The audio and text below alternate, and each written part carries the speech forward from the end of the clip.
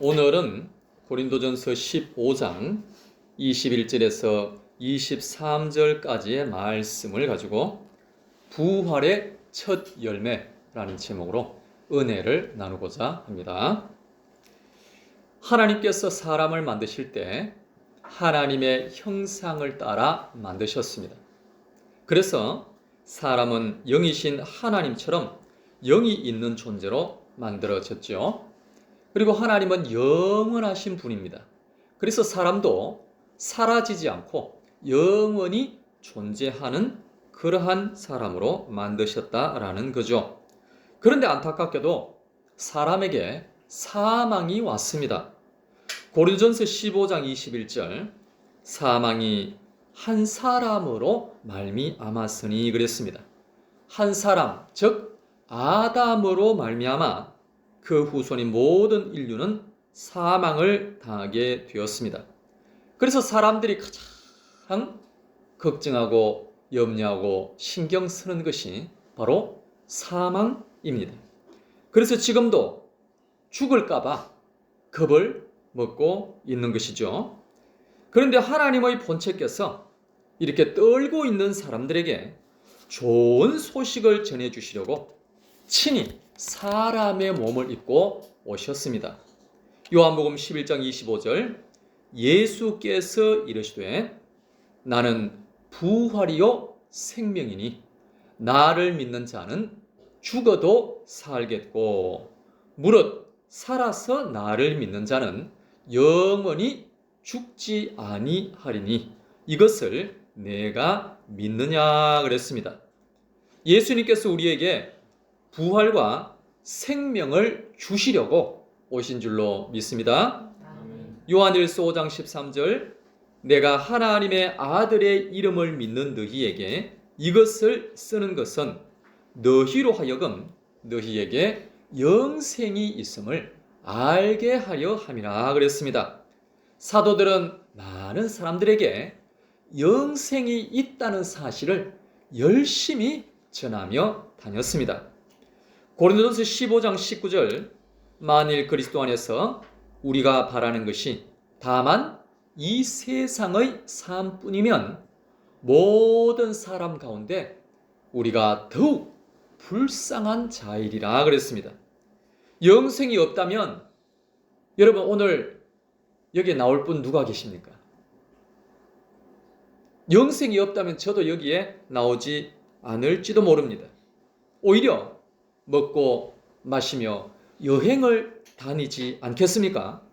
그런데 분명한 것은 영생이 있다라는 사실입니다. 그러므로 우리의 예배와 섬김과 이 수고는 하나님께서 다 기억하고 계시는 줄로 믿습니다. 그래서 천국에서 큰 상급과 영광으로 갚아주실 줄로 믿습니다. 첫째, 예수님은 부활의 첫 열매이시며 우리의 소망입니다.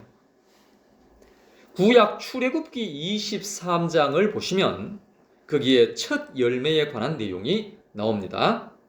23장 16절 맥추절을 지키라. 이는 내가 수고하여 밭에 뿌린 것의 첫 열매를 거둠이니라 그랬습니다.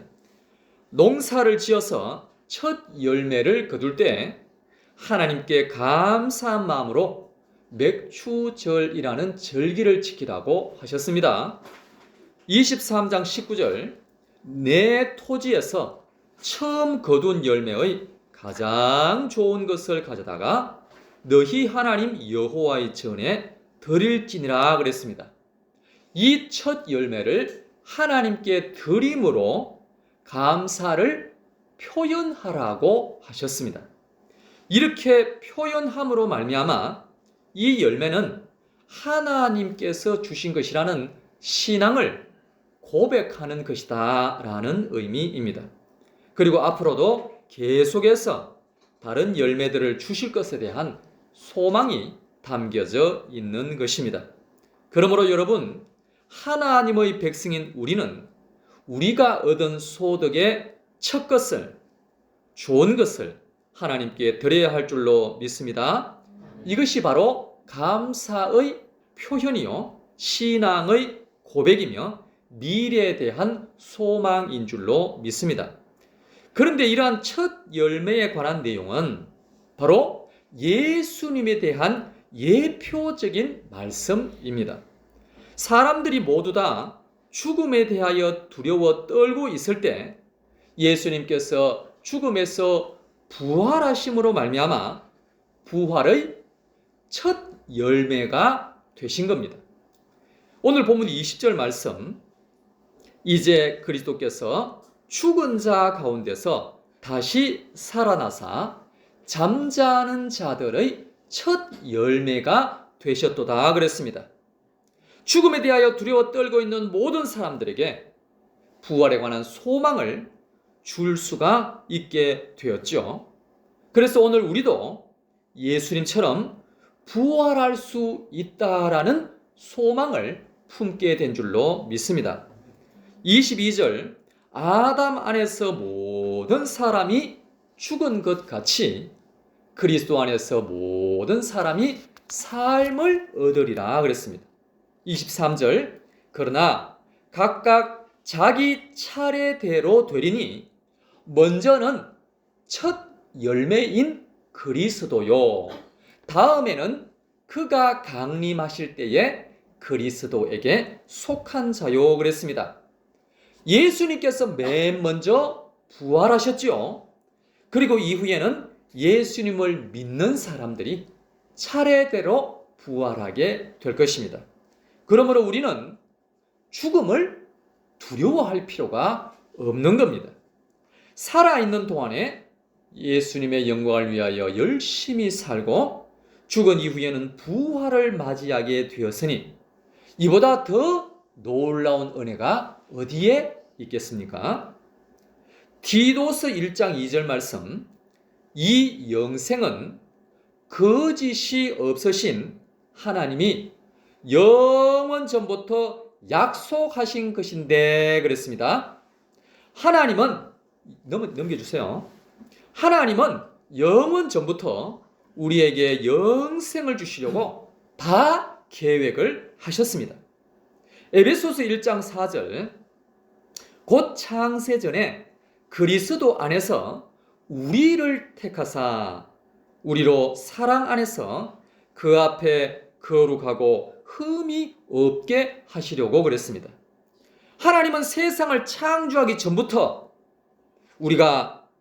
우리를 죄 가운데서 구원하시고 거룩한 백성으로 이렇게 만드시겠다라고 다 계획을 해 놓으셨습니다. 이사야 45장 7절, 나는 빛도 짓고 어둠도 창조하며 나는 평안도 짓고 환난도 창조하나니 나는 여호와라, 이 모든 일들을 행하는 자니라 그랬습니다. 하나님이 우리에게 영생을 주시되 처음부터 영생을 주시면 얼마나 좋습니까?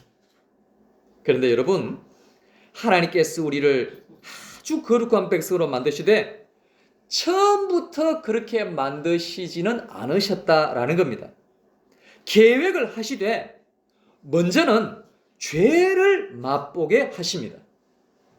환난도 맛보게 하시고 질병도 맛보게 하시고 두려움도 맛보게 하시고 슬픔도 기쁨도 맛보게 하십니다. 심지어 죽음도 맛보게 하십니다. 사무엘상 2장 6절, 여호와는 죽이기도 하시고 살리기도 하시며 스올에 내리게도 하시고 거기에서 올리기도 하시는도다 그랬습니다. 7절, 여호와는 가난하게도 하시고 부하게도 하시며 낮추기도 하시고 높이기도 하시는도다 그랬습니다. 사람으로 하여금 인생의 희노애락을 다 맛보게 하신 이후에 영생을 주신다라는 것입니다. 반면에 천사는 어떻습니까? 천사는 질병이라는 것을 맛보지 못합니다. 외로움과 슬픔과 아픔도 맛보지 못합니다. 심지어 죽음도 맛보지 못합니다. 그러나 사람은 이 모든 것들을 다 맛보고 있습니다. 어떤 사람은 이렇게 말할지도 모릅니다. 아이고 하나님, 저는 더 이상 그런 고통을 맛보지 않아도 됩니다. 저는 너무너무 고통을 많이 맛보았기 때문에 이제는 그만 맛보고 싶습니다. 이만하면 충분합니다 라고 말할지도 모릅니다. 그런데 여러분, 우리가 과연 그런 말할 자격이 있을까요? 그런 말할 자격이 없는 이유들 중에 하나는 하나님의 본체께서 친히 사람의 몸을 입고 오셔서 인간의 모든 희노애락을 맛보았기 때문입니다. 즉 예수님께서 사람들로부터 미움을 받지 않으셨습니까? 가룟 유다, 즉 예수님의 제자로부터 배신을 당하지 않으셨습니까? 죄가 없으신 분이 억울하게 죄인의 누명을 덮어쓰시고 욕을 들으시고 침뱉음을 당하시고 채찍에 맞으시고 십자가의 고통을 당하지 않으셨습니까? 그리고 사망이라는 최고의 고통도 당하신 줄로 믿습니다. 히브리서 2장 9절 말씀, 오직 우리가 천사들보다 잠시 동안 못하게 하심을 입은 자, 곧 죽음의 고난 받으심으로 말미암아 영광과 존귀로 관을 쓰신 예수를 보니 이를 행하심은 하나님의 은혜로 말미암아 모든 사람을 위하여 무엇을 맛보려? 죽음을 맛보려 하심이라 그랬습니다. 사랑하는 여러분, 하나님의 본체이신 예수님께서 고난도 맛보시고 죽음도 맛보신 이유는 바로 모든 사람을 위한 것이었습니다. 모든 사람은 고통과 죽음을 두려워하면서 살아가고 있지 않습니까? 그래서 예수님도 그 고통과 죽음을 맛봄으로 말미암아 사람들의 고통을 다 알고 사람들을 위로해 줄 수가 있다라는 것입니다. 다시 말해서 예수님과 사람들이 서로 대화가 된다라는 겁니다. 할머니들이 손주들에게 이런 말을 가끔 하시지요. 먹다가 이렇게 많이 남기는구나. 우리가 어릴 때는 먹을 것이 없었는데. 그러면 손주들이 이렇게 말을 한다고 하지 않습니까? 먹을 것이 없으면 라면 끓여 먹으면 되지 않습니까? 사랑하는 여러분, 먹을 것이 없다는 말은 아무것도 없다는 말인데 손주들은 70년 전 상황을 전혀 이해하지 못하기 때문에 그렇게 말을 하는 것이지요. 그러니까 대화가 안 되는 겁니다. 만약 그 집이 너무너무 가난하여 먹을 것이 없어서 그 손주가 한 끼만 굶어도 라면 끓여 먹으면 된다는 말은 하지 못할 것입니다. 그러므로 서로 대화가 되기 위해서는 서로가 같은 경험을 해봐야 하는 것입니다. 사랑하는 여러분, 우리 예수님은 얼마나 사랑이 많으신지 친히 약한 피조물인 인간의 몸으로 오셔서 우리가 겪는 모든 고통을 다 겪으신 줄로 믿습니다. 하나님의 본체로서 굳이 그렇게 하지 않으셔도 되는데 말입니다. 정말 예수님의 사랑은 놀랍고도 놀라운 사랑인 줄로 믿습니다. 두 번째, 능력과 영광의 몸으로 부활합니다. 우리의 육신이 사망을 당하면 썩게 됩니다. 그래서 흙으로 돌아가지요. 그 말은 우리의 육신이 그만큼 약하다라는 의미입니다. 약하니까 병도 들고 아프고 죽고 흙으로 돌아가는 것이 아니겠습니까? 그러나 부활의 몸은 다릅니다. 병들지 않고 아프지 않고 죽지 않고 썩지도 않습니다. 오히려 강력하고 영생을 합니다. 무엇보다도 부활의 몸은 그 영광이 대단합니다. 고린도전서 15장 41절 해의 영광이 다르고 달의 영광이 다르며 별의 영광도 다른데 별과 별의 영광이 다르도다 그랬습니다. 해와 달과 별은 영적인 존재를 의미하는 것으로서 그 영광을 상징적으로 표현한 것입니다. 하나님의 영광이 다르고 천사들의 영광이 다르고 사람의 영광이 다른데 사람과 사람의 영광도 다르다는 것입니다.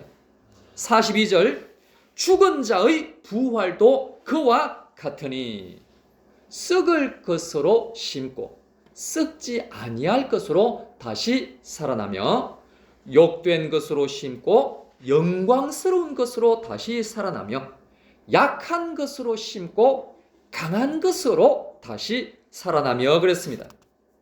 사랑하는 여러분, 별과 별의 영광이 다르듯이 부활의 몸과 또 다른 부활의 몸이 다릅니다. 스데반 집사님의 부활의 영광이 다르고 바울의 부활의 영광이 다르며 오늘 우리 각자의 부활의 영광이 다른 것입니다. 그래서 이 땅에서 주님을 위하여 수고한 만큼 더 좋은 부활로 다시 태어나게 되는 것입니다.